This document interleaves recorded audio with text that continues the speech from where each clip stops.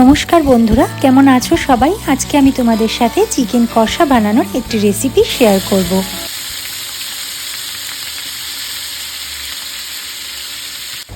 এখানে তেলটা গরম হয়ে গেলে আমি তেলের মধ্যে মাংসগুলোকে দিয়ে একটু ভেজে নিচ্ছি। এখানে চিকেনগুলোকে আমি একটু হলুদ, নুন আর সামান্য আদা রসুন পেস্ট দিয়ে একটু ম্যারিনেট করে নিয়েছিলাম। সেইভাবেই আমি তেলের মধ্যে একটু চিকেনগুলোকে ভেজে নিচ্ছি। চিকেনগুলোকে উল্টে পাল্টে দুপিঠটা একটু লাল লাল করে ভেজে নেব।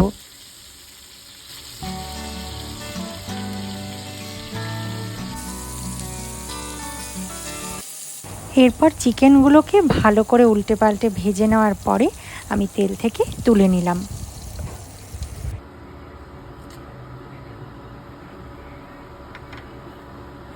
এরপর তেলের মধ্যে ফোড়ন দিলাম লবঙ্গ, দারচিনি আর এলাচ। এরপর পেঁয়াজগুলোকে দিয়ে খুব ভালো করে একটু ভাজবো।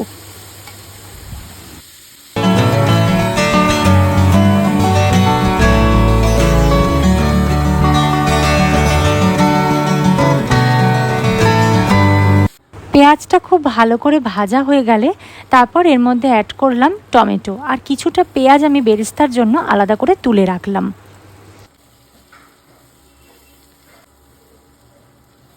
এরপরে এর মধ্যে আমি দিয়ে দিচ্ছি আদা রসুন আর লঙ্কার একটা পেস্ট।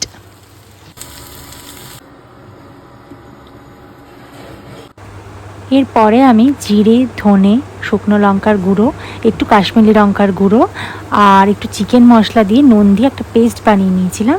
সেই পেস্টটা আমি এর মধ্যে এবার অ্যাড করে দিয়ে তারপর খুব ভালো করে মশলাটাকে কষাচ্ছি।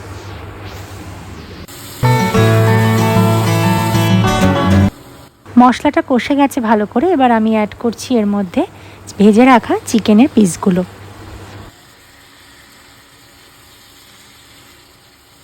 চিকেনটাকে এর মধ্যে অ্যাড করে এবার মশলার সাথে খুব ভালো করে চিকেনটাকে কষিয়ে নেব। যতক্ষণ পর্যন্ত না চিকেন থেকে তেল বেরোচ্ছে ততক্ষণ পর্যন্ত কিন্তু ধিমে আঁচে চিকেনটাকে কষিয়ে যেতে হবে। এরপর আমি ভেজে রাখা আলুর টুকরোগুলো অ্যাড করে দিচ্ছি।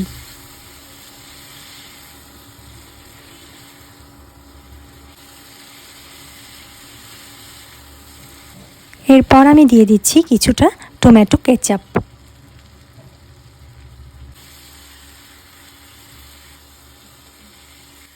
মশলাটা এখানে বেশ কিছুটা কষে এলে আমি তারপর ঢাকা চাপা দিয়ে কতক্ষণ মাংসটা সেদ্ধ করে নেব। 5 মিনিট পর ঢাকাটা খুলে আমি অ্যাড করে দিচ্ছি ফেটিয়ে রাখা টক দই। টক দইটা অ্যাড করার আগে খুব ভালো করে টক দইটাকে ফেটিয়ে নিতে হবে।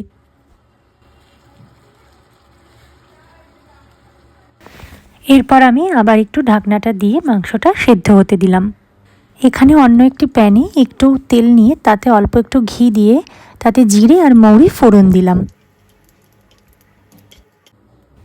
এইবার এর মধ্যে আমি সবজিগুলোকে অ্যাড করব। লঙ্কা, পেঁয়াজ, ক্যাপসিকাম আর টমেটো ডুমো করে কাটা। এগুলোকে খুব ভালো করে ভেজে নেব। খুব বেশি ভাজবো না, এমনভাবে ভাজতে হবে যাতে এগুলোর একটা ক্রাঞ্চি ভাব থেকে যায়।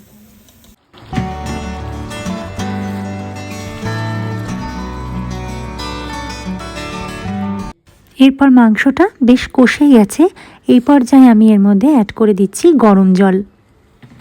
চিকেনটা যেহেতু একটু কষা রাখবো তাই খুব বেশি জল আমি অ্যাড করব না। এখন চিকেন আর আলুগুলো বেশ সেদ্ধ হয়ে এসছে। এই পর্যায়ে আমি ভেজে রাখা পেঁয়াজ বেরেস্তা, ক্যাপসিকাম, পেঁয়াজ, টমেটো আর লঙ্কার যে ঘিয়ে ভেজে নিয়েছিলাম সেই মিশ্রণটা দিয়ে দিলাম। এবার আমি দিয়ে দেব একটু শাহি গরম মশলা।